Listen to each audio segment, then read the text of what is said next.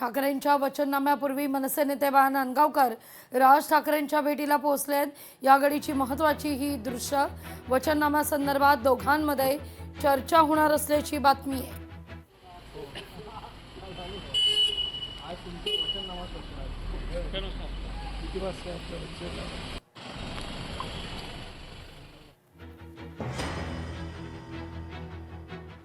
मुंबईत हिंदू आणि मराठी महापौरच होणार, फडणवीस म्हणतायत।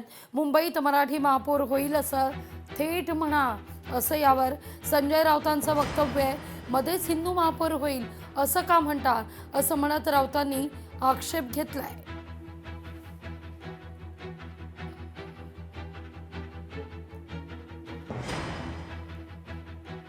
अलीकडच्या काळामध्ये वेगवेगळे मुद्दे यायला लागले।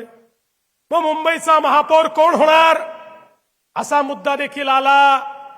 मी परवा स्पष्ट सांगितलं, आता आमच्या एकनाथराव शिंदेजींनी देखील स्पष्ट सांगितलं, मुंबईचा महापौर महायुतीचाच होणार, मुंबईचा महापौर हिंदूच होणार आणि मुंबईचा महापौर मराठीच होणार। नाही, मग मराठी बोला ना, थेट हिंदू कशाला आणताय मध्ये? मग थेट मराठी का बोलत नाही? मराठी बोलताना यांची जीभ का अशी लुळी पडते आहे? आम्ही बोलतोय मराठी महापौर होईल, मग मध्येच हिंदू कशाला आणताय? हां, मराठी बोला ना। ही मुंबई, हा महाराष्ट्र हा मराठी माणसाचा आहे आणि हिंदुत्व शिकवू नका। शिवाजी महाराज आणि बाळासाहेब ठाकरे हिंदू हृदय सम्राट हे या महाराष्ट्रात जन्माला आले। इथे औरंगजेब जन्माला नाही आला, तो गुजरातमध्ये जन्माला आला। तर आम्हाला फडणवीस वगैरे लोकांनी हिंदुत्व शिकवू नये।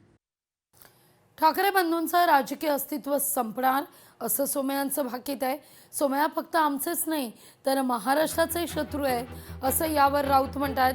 किरीट सोमय्यांच्या या वक्तव्यावर आरोप प्रत्यारोप रंगताना दिसत आहे।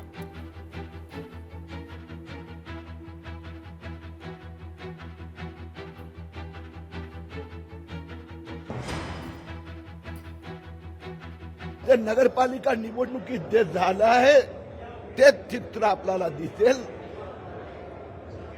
उद्धव ठाकरे सेना, राज ठाकरे सेना दोन्ही पक्षाचं राजकीय अस्तित्व 16 जानेवारीला संध्याकाळी 6 वाजता संपणार। मुळात किरीट सोमय्या हे फक्त शिवसेनेचे किंवा आमचे शत्रू नसून ते महाराष्ट्राचे शत्रू आहेत। ते महाराष्ट्राचे शत्रू आहेत पूर्णपणे। ते महाराष्ट्र द्वेष्टे आहेत, मराठी द्वेष्टे आहेत आणि अशा महाराष्ट्राच्या दुश्मनांना निवडणुकीच्या रिंगणात भाजप आणत असेल तर भारतीय जनता पक्षाचे मनसुबे स्पष्ट होत आहेत। किरीट सोमय्यांची आतापर्यंतच्या सगळ्या भूमिका या महाराष्ट्रविरोधी आहेत। त्यांनी शालेय शिक्षणामध्ये मराठीलाही विरोध केला होता, मराठी सक्तीला। लक्षात घ्या, 107 क्रमांकामध्ये निलेश कोणतो सोमय्यांचे चिरंजीव नील सोमय्या आणि दिनेश जाधव यांच्यात लढत होईल। फक्त दिनेश जाधव यांना मशाल चिन्ह मिळू शकलं नाही, त्यांचं चिन्ह दूरदर्शन संच आहे। पण लढाई काटेकी होणार, लढाई काटेकी होणार, काटेकी टक्कर होणार। ते बिनविरोध येऊ शकत नाही, त्यांना संघर्ष करावा लागेल आमच्याशी। आणि आम्हाला खात्री आहे की सगळे महाराष्ट्र हा आपलं राज्य मुंबई माझी म्हणणारे सर्व भाषिक या महाराष्ट्र द्वेष्ट्याविरुद्ध एक होतील आणि दिनेश जाधव यांचा विजय होईल। लोकशाही मराठी ऐका, पहा, जागरूक रहा।